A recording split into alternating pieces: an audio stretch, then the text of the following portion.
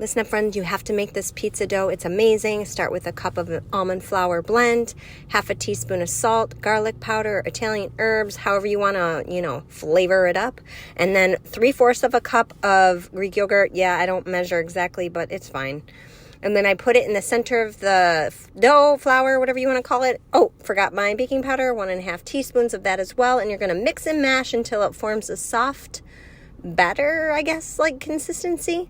You're going to use some tapioca starch or arrowroot or almond flour, whatever you have, or the blend is fine too. Sprinkle a little more in there, and then on top of your parchment paper. And you're probably going to want to put a little bit of that flour on your hands too, because it's really sticky and it can get messy. So just keep adding whatever flour or starch you choose and press it out to a really thin crust. It's going to bake at 400 for 20 minutes. And you'll see that it's going to seem kind of hard, like a hockey puck per se, but it's soft on the inside. Cool it for 5 minutes, and you're going to top it with all your amazing ingredients. I promise you, it's super soft and chewy on the inside with a crispy crust on the outside.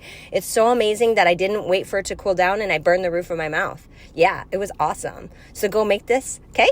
Enjoy.